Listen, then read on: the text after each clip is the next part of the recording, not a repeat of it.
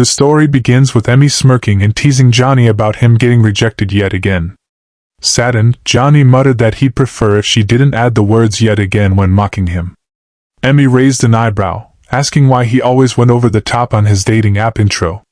She snatched his phone and swiped through it, glancing at his online profile and reading aloud his description, which said that people often tell him that he is fun to be around. Emmy laughed, shaking her head, and corrected him teasingly. He wasn't just fun, he was funny to be around. At that, Johnny paled. Sighing, he picked up his beer and said she must be having fun with her boyfriend. He asked how she managed it, since flirting at work was off limits. Emmy shrugged casually, saying that girls tend to have their connections. Johnny, hopeful, asked if she could introduce him to some of her friends. Before she could answer, he waved at the waiter and ordered more drinks. Emmy warned him not to overdo it, reminding him not to pass out. Johnny ignored her, and soon enough, he was completely wasted. Emmy hailed a taxi and practically dragged him into it. In the taxi, Johnny swayed unsteadily, prompting Emmy to tell him to get a hold of himself. Once he steadied himself, she fastened her seatbelt, mentally rolling her eyes at how slovenly he could be.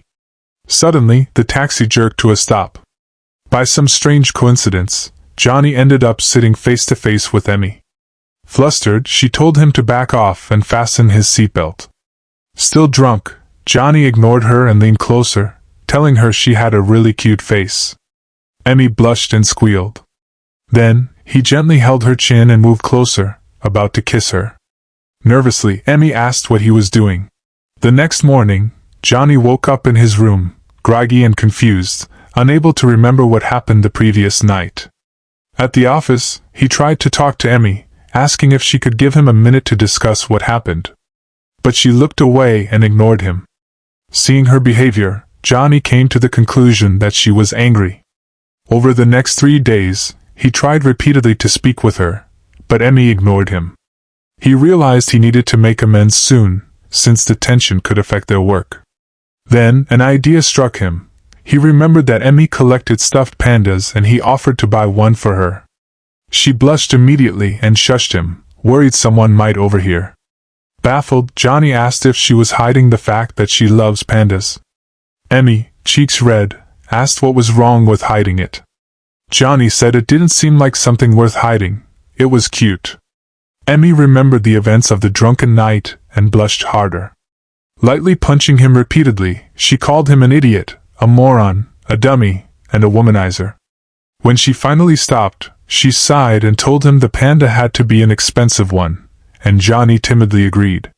After buying the panda, Johnny carried it to Emmy's house, wondering why she hadn't just let him ship it. Emmy asked him to come inside briefly, insisting she at least offer him some tea. Once inside, Johnny asked her what he did to deserve the hostility. Emmy asked if he really didn't remember and blushing said she would help jog his memory. And then, she kissed him. Surprised, Johnny asked why. Emmy teased, asking if that wasn't what he had done last week. He shook his head, saying he didn't remember. Emmy asked if he wanted to do it with her now. Johnny hesitated, asking if she had a boyfriend. Flustered, Emmy explained that his clumsiness was why he couldn't get a girlfriend, and added that it was fine, they had already done it last week.